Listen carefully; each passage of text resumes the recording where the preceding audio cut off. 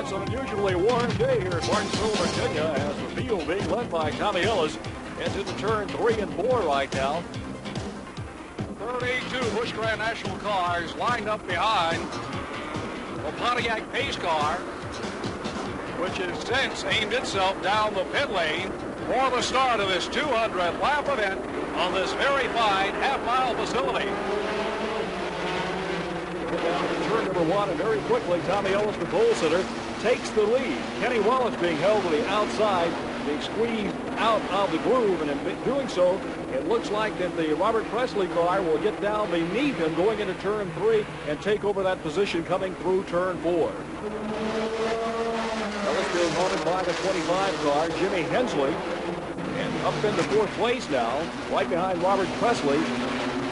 The Nashville Speedway track champion of several years back. That's Bobby Hamilton, was also involved in the recent filming of the movie Days of Thunder. Hensley trying to make a move, jumping over to the inside, but can't get a shot at Tommy Ellis. Hensley moves his Oldsmobile right there on the rear heels of it. A spin in turn 1. Joe Nemechek. Nemechek spinning in the first quarter. Everybody smartly getting by. Very smart driving by Wayne Patterson, as he was able to skate by to the high side. Field under caution here in Martinsville now. Nemechek, with his problems, looks like he'll have to check back into the pits. And speaking of the pits, let's go down there and check in with Mark Allen. The winner of this race may well be who makes the best gamble on fuel mileage. Just about no one thinks they can go the distance, the 200 laps, without making a fuel stop. However, there is one proviso to that. If there are 30 to 40 laps of caution in the first 150 laps of this race, a couple of teams are going to take the gamble and try to go the distance. But it's all predicated on the number of early cautions in this event. Well, flagman Bobby Scruggs indicates 1 lap and return to racing action here at Martinsville. Thanks for joining us for this exciting telecast of the Miller 500 Classic Weekend. Tommy Ellis, Jimmy Hensley up front, along with Robert Presley. Apparently he is dialed in. He came in here and sat on the pole and has looked strong in every lap of practice, and is now the man that everyone has got to beat here this afternoon. The flag is out, and Ellis rolls it down into turn 1.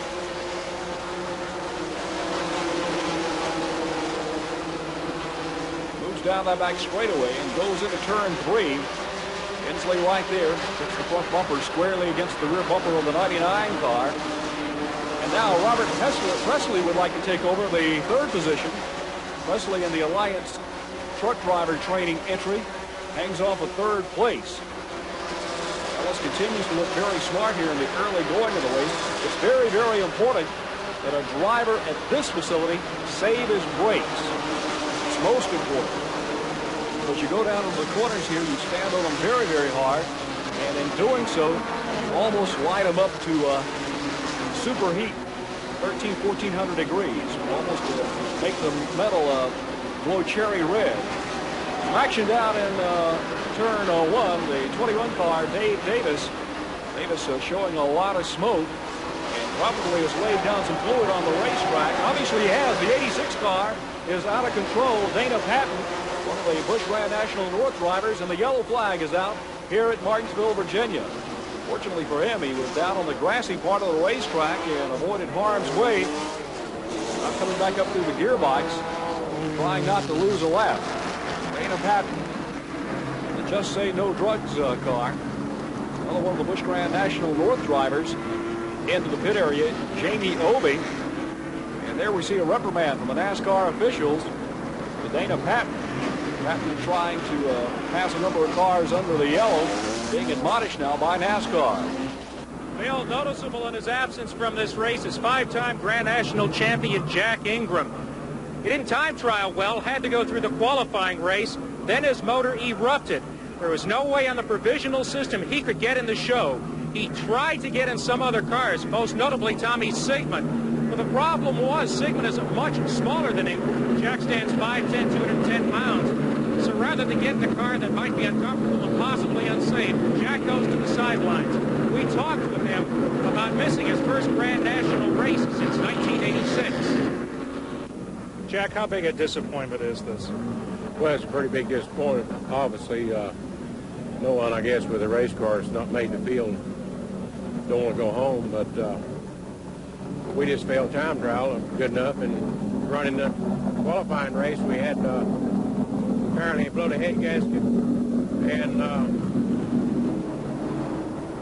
blew all the water out, but he was unable to finish the qualifying race, so here we are. When's the last time you missed a Grand National race? Never. It's the first time. I'm going to try to do something about getting a car drive or something tomorrow, if it's possible. I'm going to try to run it for race time. It has to be very disappointing for a veteran driver who's never missed an event in the Busch Grand National Series not to make it here. Challenge for position on the racetrack, not necessarily for the lead, as Dana Patton's trying to get back into the same lap with the leader, and he is fighting tooth and nail with Tommy Ellis.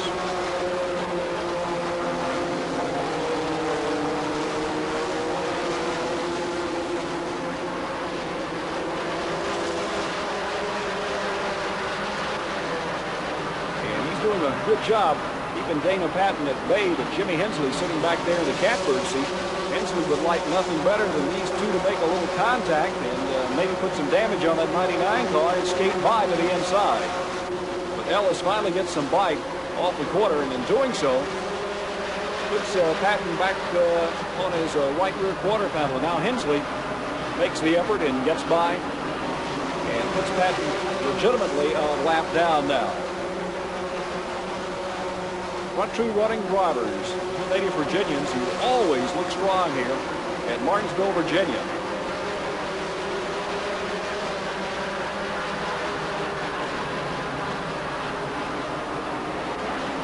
Whoa, spin! It's been turn 3 and 4. Steve Grissom involved in the 31 car, and oh, Harry Gant in the 7 car. Harry Gant, of course, out of the Winston Cup ranks. Kirby takes its toll on several cars here. All of them, of course, trying to clear the area. They managed to all crank back up and get going again, but several have sustained a lot of damage.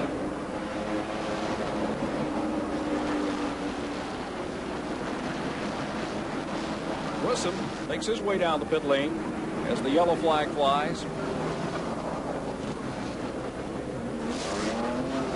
Ward Burton in car 5. Ward up from the late model stock car ranks. And there went Harry Gant in the pits. Gant's car looks like the mechanics are still intact, but the body has suffered massive damage on the front end. Gant, of course, talking to his crew chief on his two-way radio. Quick pit stops will have to be the order of the game here, due to the fact that even under caution, these cars are circling this track in less than 50 seconds. A lot of speedy dry compound being placed on the surface. It'll make it very, very slick for the restart. Top 3 runners at the present time: Tommy Ellis, Jimmy Hensley. Third place runner is Robert Presley. Joe Nemechek is up there, but he is not in the same lap with the leaders after an earlier spin.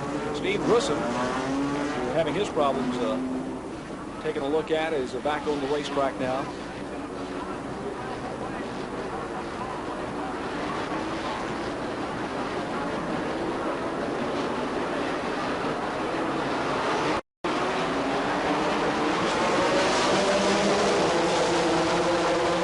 Nemechek trying to get back into the lead lap. It's a valiant effort. High to the outside from turns 1 and 2. That's the hard way to go around the racetrack, especially in one of these cars. Weigh a lot more than a Grand American Challenge entry. He's showing some muscle now as he pulls out in front of Tommy Ellis. Radius of the corner narrows up. Ellis stays on the accelerator. Squealing tires in turn 4. Davey Johnson, the modified dirt track driver, making his first short track start. The Busch Grand National ranks his spot out of turn 4. And the yellow once again is on the track here at Martinsville, Virginia. We'll be back with more excitement in the Miller Classic 200 in just a few moments.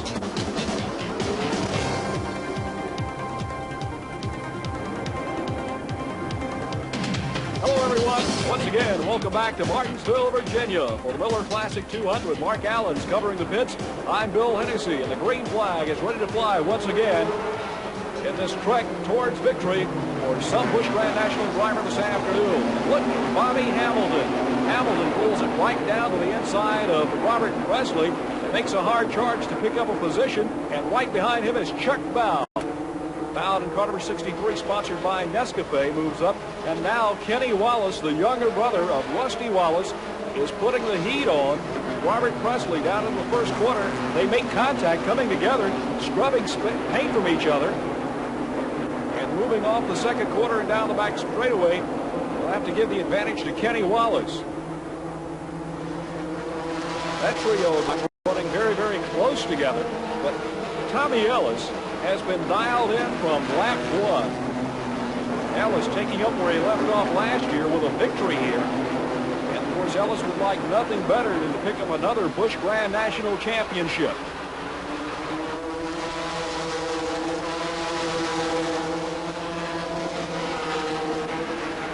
Now running in single file formation is probably the best way to get around this racetrack to avoid a lot of contact. It's still early in the going.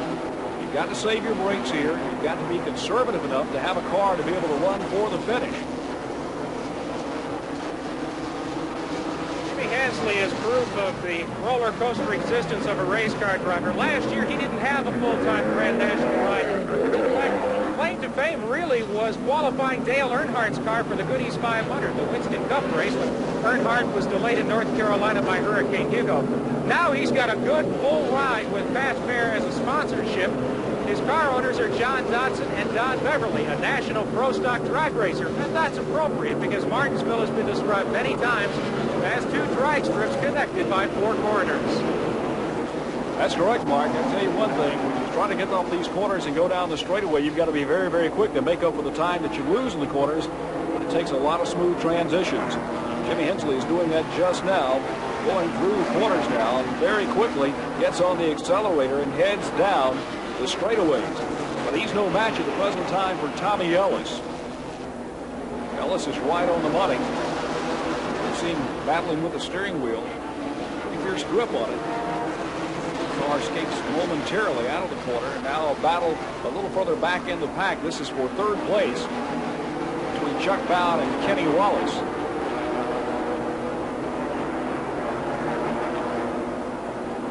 Chuck Bow raced in the Busch Grand National, almost sideways out of the fourth quarter, as Kenny Wallace was applying some pressure there.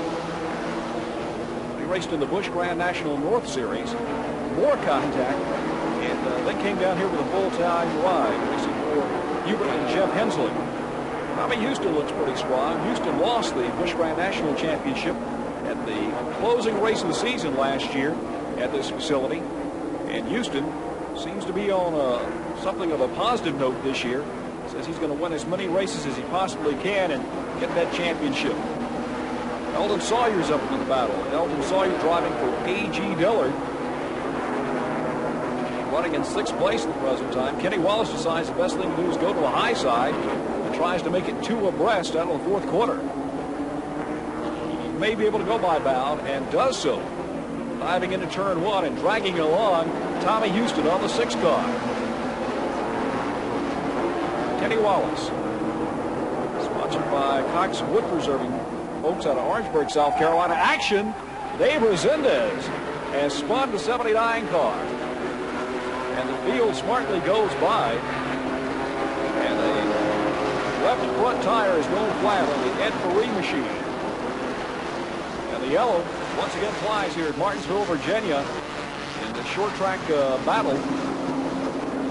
The strategy that Gant's crew is playing out here as he gets ready to pit once again is fairly routine in short track racing. They're going to come in and do as much repairs as they can in about a 15 or 20 second period, then get back out in front of the pace car to stay on the lead lap. Now, with the amount of damage that he has, it's still questionable if he's got any shot at this race. It really doesn't look like he does, but they do want to get him back out there.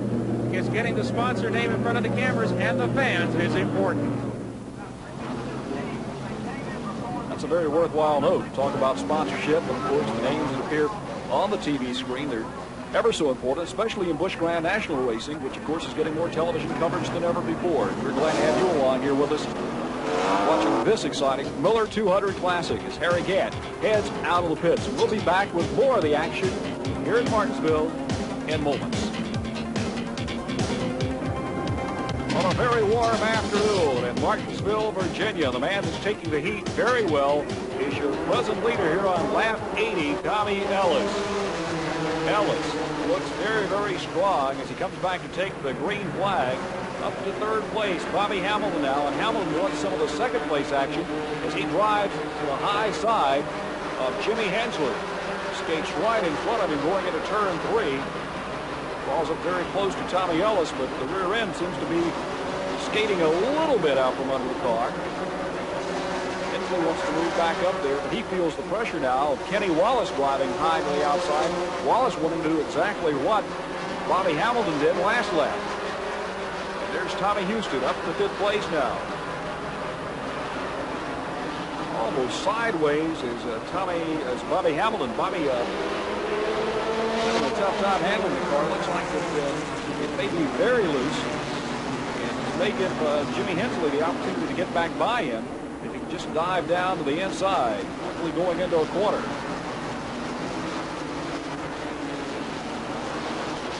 Once again, the rear end skates around. But Hensley's not in a position to put the nose of that Oldsmobile up underneath car 8. A spin in turn 4. I can't believe it. Harry Gant has spun again in the 4th corner. Quickly brings the car back up through the gearbox. Pulls back out of the action. NASCAR elects not to throw a yellow flag. Tommy Ellis has yet to have anybody run in front of him. They've all been in his rearview mirror so far. Young Bobby Hamilton having a good run this afternoon. Hamilton's had a lot of experience wheeling these heavy cars on the super speedways. Been doing a lot of the driving for the upcoming motion picture Days of Thunder starring Tom Cruise. He and Greg Sachs. He's getting quite a workout. I'd say one of the most valuable things that you can get these days, of course, practice in any type of race car at any racing facility, and he's been getting a workout.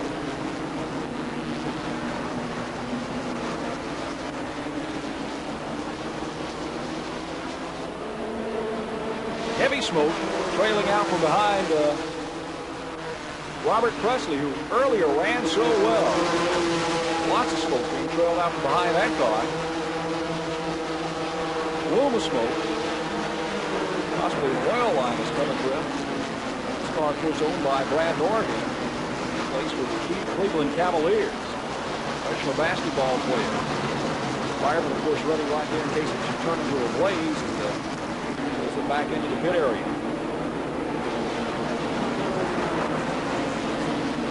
Getting back to the action, though, there's Tommy Ellis. Bobby Hamilton, as we said earlier, the 25 car is reminiscent of the car that Rob Moroso drove for the national championship last year. They're in Fast Fare and Crown sponsorship.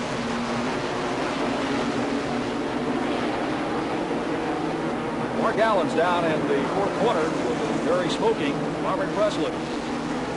Robert, a great qualifying effort goes for naught. What's the problem? I think we blew the oil fitting off of the thing. We're going to try to put it back on, but now we're out of contention to win. You know, we're just riding it out there, saving the brakes and gas, and then something like this has to happen.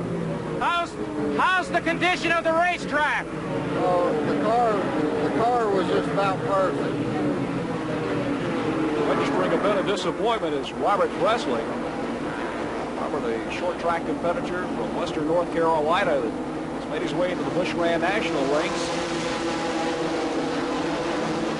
Well, Tommy Ellis continues to be the class of the field here at Martinsville, Virginia, moving up on the Ben Hess car. And then, of course, several of the Talladega Supercar Series races last year, Talladega and Daytona. Trying to go Weston Cup racing, and now relinquished his ride and running in the Busch Grand National Series for Mike Swain. Tires are always a problem on a very hot day, especially the short track. Let's check in with Mark Allen. find out what the situation is. Bill, one thing we'll be watching closely in the latter stages of this race is how well the tires are wearing. NASCAR has instituted its tire movement, which means no team can change tires under caution without a 2-lap penalty. The only exception to that is if the tire is obviously flat. Now the question is, with the way Tommy Ellis is running, how can his pursuers sit back and not abuse the tires trying to catch him? Very hot here on a spring afternoon in Martinsville, Virginia, and you can well tell that all these drivers have to be abusing their tires in trying to chase down Tommy Ellis.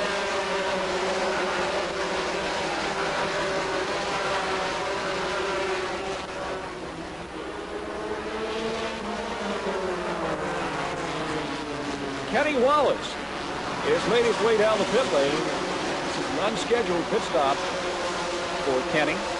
They're clearing off the grill on that car. He may have suffered some damage. He ran into the back of someone.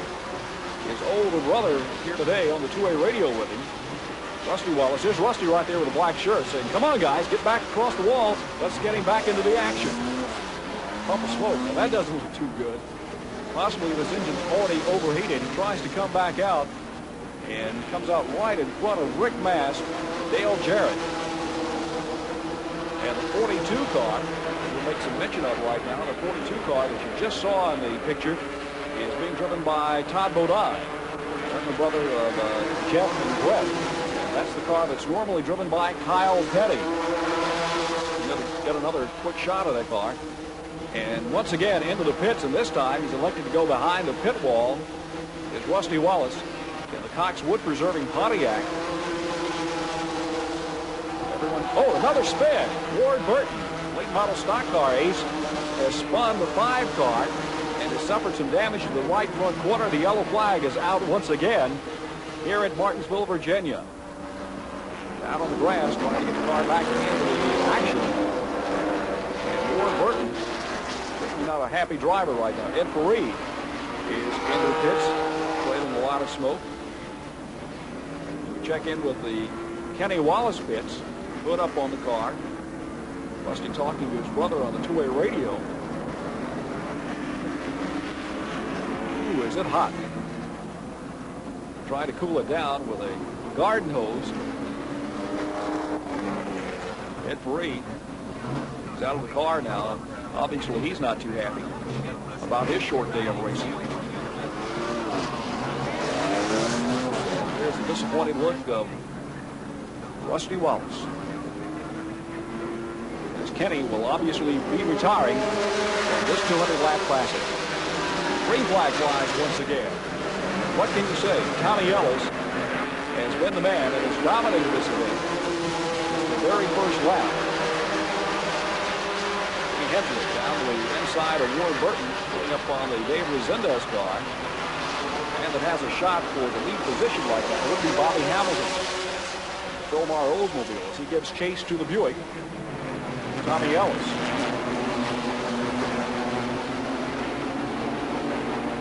Well, it looks like they finished working on the Kenny Wallace car.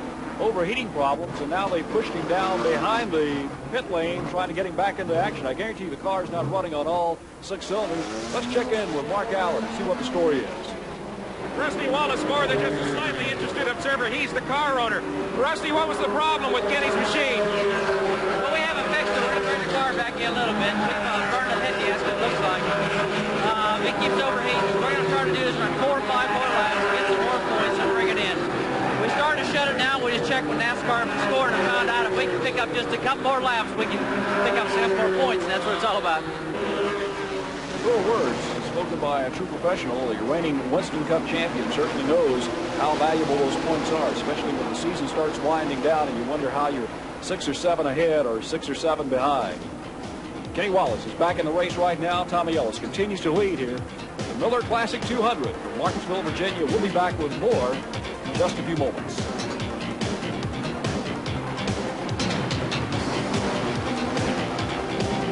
Here in Martinsville, Virginia, the class of the field so far has been Tommy Ellis. The battle for second place is being led by Bobby Hamilton. Jimmy Hensley haunts the rear of Declan Van Car and hanging right in there of young Elden Sawyer. the A.G. Dillard car. And Hensley goes up the racetrack, and driving down beneath him is Sawyer. Sawyer almost into his left rear quarter panel. Gets some bite off the quarter down and will pick up third place. Good strong effort by Elden Sawyer, car number 27, being sponsored by Chisholm Boots. Certainly the class of the field is this driver, Tommy Ellis. But the man who's in the pits calling the shots and probably dialed in the setup was Mike Hillman, the crew chief. Let's check in with Mark Allen, who was with him now. Mike Hillman is the crew chief of the man who's led wire to wire so far. And Mike, with all these cautions, what has that done to your strategy about coming in for fuel? Well, the cautions really helped our gas mileage, so we weren't going to come in at the start of the race, and we're going to run till the end now. That's going to make Ellis mighty tough to beat. It's a close call when it comes to a 200-lapper on a facility a little over a half mile. And Elden Sawyer has gotten by to take over second place. Elden Sawyer, the 27 car, has gotten by Bobby Hamilton moving through traffic as they try to go by Ben Hess. Sawyer has picked up a position and rides in second place now. All he can hope for is to get close to this guy, Tommy Ellis. Ellis has been riding on rails, no problem so far. Getting good gas mileage and good tire wear, according to his crew chief. Elden Sawyer's having a wonderful run up to second. The question, Jim, is has he got enough left to overtake Tommy? Well, we're running as fast as Tommy right now. We have been all day. We've not been flying in full pressure that we maybe should have, but we're getting ready to. We think we've got a little bit left. We'll just do the best we can do. If we have to finish second, we'll finish second. We can't win. Sawyer's best finish last season was a third in this very race. He'd love to win one, Mark. I know he's optimistic right now. When you get this close and you're riding to second place, you see your name up on the scoreboard, at least your number, and you see the leader in sight, you worry about that traffic between you and the man that's leading the race. You really start getting the adrenaline flowing, and that's what's happening right now with Elden Sawyer. Meanwhile, the tires are going away on the 8 car of Bobby Hamilton, and he feels the pressure of Tommy Houston. L.D. Ottinger, former national champion in Detroit Gaskets Oldsmobile. He's got problems, and he's in the pit area. Kenny Wallace continues to ride around. Meanwhile, Tommy Houston is able to get by Bobby Hamilton. So Houston is up to third place and is charging in the Rosa-sponsored car. That's son Scott Houston, the crew chief on the car, talking with Dad, trying more or less to avenge this track that took away a national championship and a win in both of the closing races in the previous 2 seasons at this track.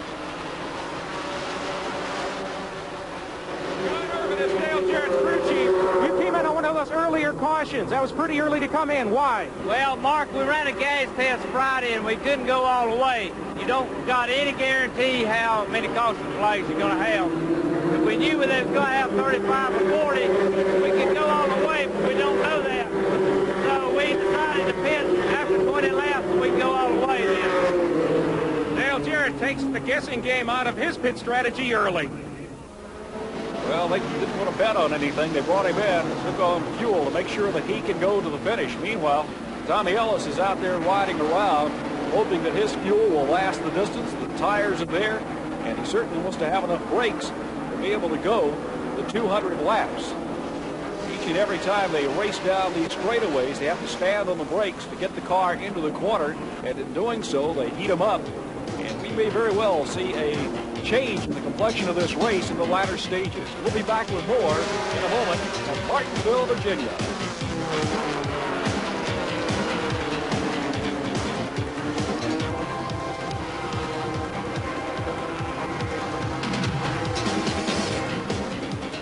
We're back once again at Clay Earl's very fine Martinsville Speedway, where Tommy Ellis has been the dominating factor so far in this 200-lap Busch Grand National event. Clay Earl certainly has one of the finest facilities in all of NASCAR. This track obviously offers an advantage to the spectator that a lot of the super speedways don't.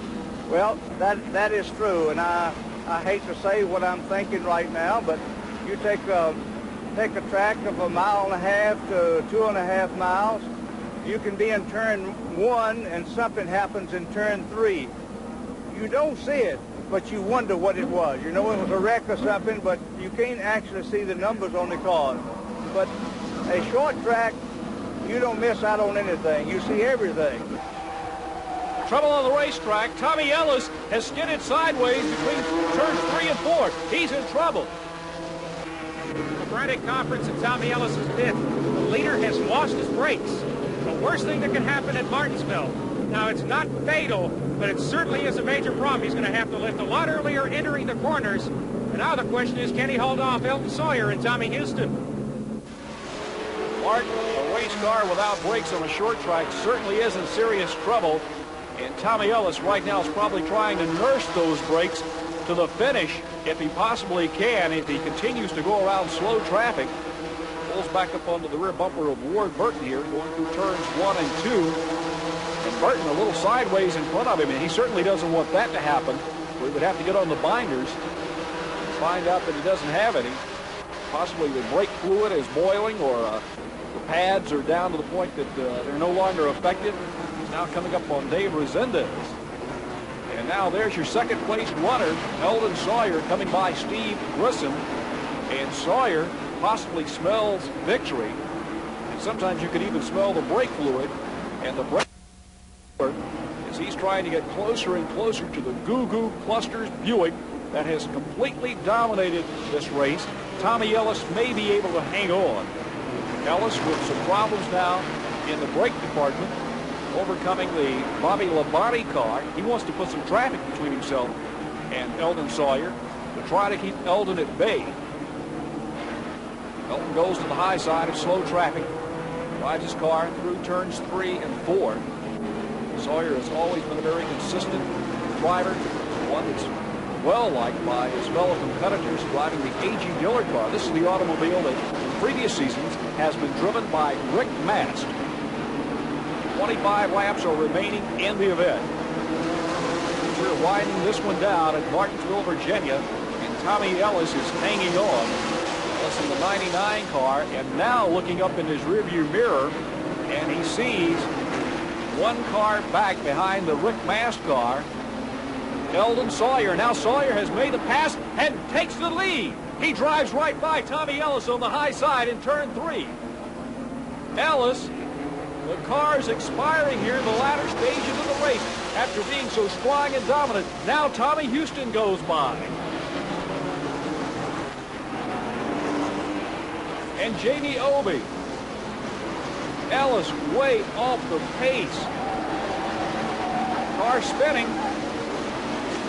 And a crash down the back straightaway. It's Ward Burton in car 5 hitting the inside retaining wall. Let's check in with Mark Allen, who's in the pits now, to try to find out what's wrong with Tommy Ellis. Mike, Martinsville is tough on equipment. It looks like it's been tough on you. What happened? Well, we just ate the brakes off the front of the car, and one of them things, you know. We had them beat pretty bad today, and we just used up the front brakes. This is not the car Ellis wanted to race here at Martinsville, but you'd never know it the way it was running before. It's ironic that last year at this event, Ellis inherited the lead at just about the point. His brakes failed this year.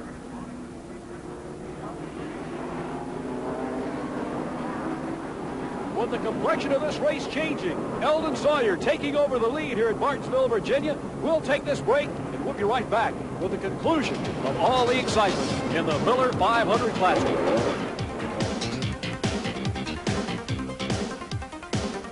60 minutes of non-stop action that will blow you away. Darlington, Charlotte, Daytona, Rockingham, Atlanta, and more. It's all new, never before available. You see car crashing heroics, dangerous freak accidents, and memorable moments. Classic events with Fireball Roberts, Fred Lorenza, Richard Petty, Buddy Baker, Curtis Turner, Ned Jarrett, plus many, many more. Witness the last convertible at Darlington and ride in the cab with Junior Johnson as he pours on the power. This is the vintage video everyone is talking about. This is the ultimate in Grand National racing. This is racing at its best. Have your charge card ready now. 1-800-342-9341. Get your copy of Memorable Moments from Tim Fox Racing Legends for only $29.95. Offer not available in stores, so call now. The excitement continues here at Martinsville, Virginia. The indication is 1 lap to go to green. But a man who's in the hunt is Tommy Houston, with Scott Houston as our own Mark Allen. Scott suddenly in second place and contending. How are your brakes? They're real good. They're as good as when we started the race. Have you got anything that you haven't shown us yet or shown Elden Sawyer? I think a little bit. It's going to be close. A lot of optimism in his voice. His dad, Tommy Houston, is ready for the start. The green flag flies. Elden Sawyer gets the advantage. Going down into turn 1, he looks strong. Starting to pull away. 2 car lengths, 3 car lengths. Something's happening, slowing down. The field streams by. Elden Sawyer down the back straightaway. And Tommy Houston goes into the lead. Dale Jarrett is right behind him now. And Rick Mast in the 22 car. Something happened on the restart with Elden Sawyer out of the second quarter. And Tommy Houston has taken over the lead here in the Miller Classic 200 at Martinsville, Virginia. This man has suffered enough disappointment at this racetrack. The 2 closing races of the season, a chance to win a national championship, sidelined by problems, and he ran out of fuel several years ago. And now he's in a position to get a checkered flag. Tommy Houston in the Roses Store entry, running for the checkered in his Buick. Elden Sawyer trying to get back into the hunt. Problems on that Elden Sawyer car, of course, allowed the entire field to pass him by. Probably a miscue on the driver's part, maybe even missed a shift on the restart. Elden Sawyer trying to get back through the traffic. He's having problems right now, getting by the slow car of Davey Johnson. Davey Johnson almost being moved around by a very aggressive Elden Sawyer. God, what a difference 5 laps makes. Can you hold off Jarrett? I think so. I think it looks real good.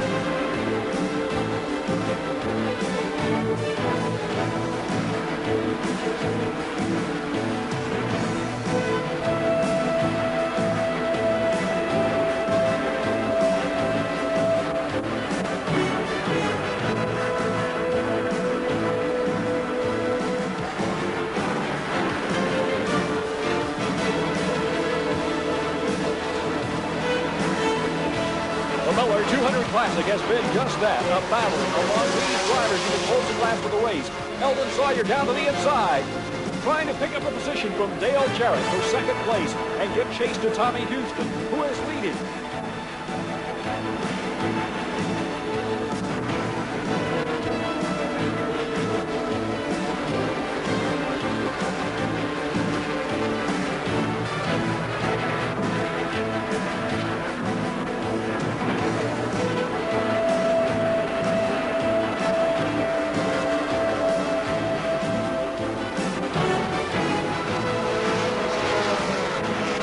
Sawyer, Chesapeake, Virginia driver, driving for A.G. Dillard now. The white flag flies. Can he do it? There's a little slow traffic in front of Tommy Houston as he goes by the Ben Hess car. Smartly to the outside. Going into 3, Elden Sawyer will be held at bay by 2 car lengths, but slow traffic continues to haunt Houston as Elden Sawyer's getting closer and closer. Houston coming to the checkered flag, takes it by a car length. Scott Houston and the Roses crew, they're elated. Tommy Houston has won the Miller Classic 200 here in Martinsville, Virginia. The elation of victory as Tommy Houston makes his way down. His crew is on his way over to him. And finally, he can breathe a sigh of relief. He's won here at Martinsville. Mark Allen making his way down to the happy victor.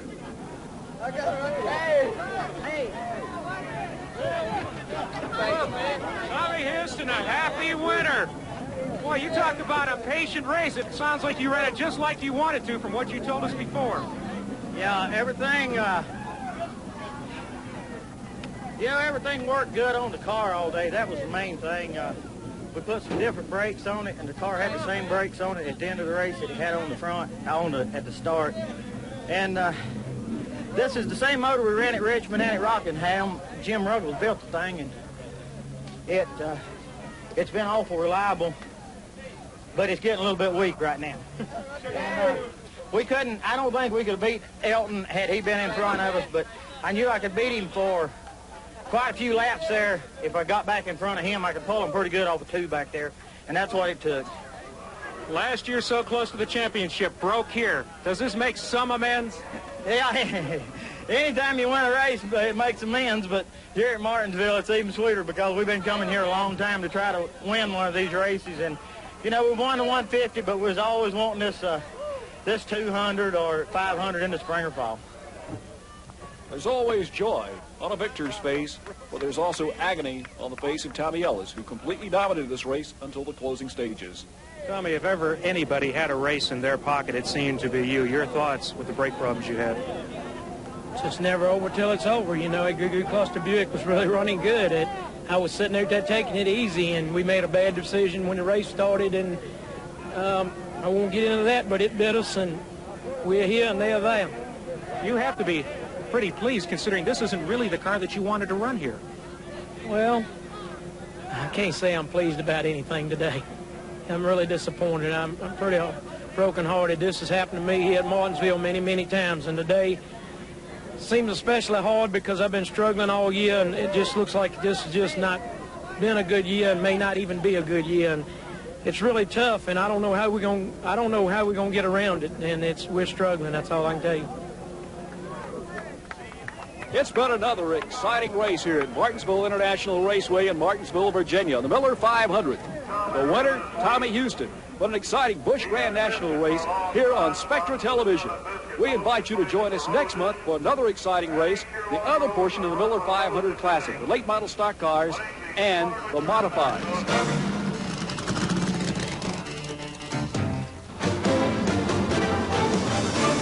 The excitement of open-wheel racing as the Winston Modified Series moves to Martinsville, Virginia to open the 1990 racing season. Plus, the late model stock cars, NASCAR's up-and-coming and growing division, where drivers are learning to cut their teeth on the short tracks of the South. Yellow once again, a crash up the turn 1 and 2. Crash up in turn 4. Making amazing action. The 1990 Winston Modified Tour and late model stock car season opens at Martinsville, Virginia. And you can see all the exciting action on this television station. We'll see you next month with all the exciting action of big bore racing machinery from Martinsville, Virginia.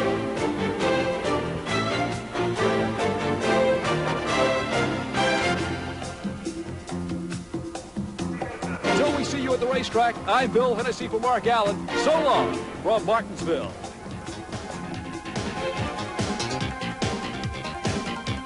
The Miller Classic 500 Weekend has been brought to you by Ford and your Ford dealers. Have you driven a Ford lately? And by Goodyear. Goodyear Eagle Radials, the best-selling performance radials in the world. And by Bosch, the ultimate spark plug. And by Miller Genuine Draft. It's worth its weight in gold.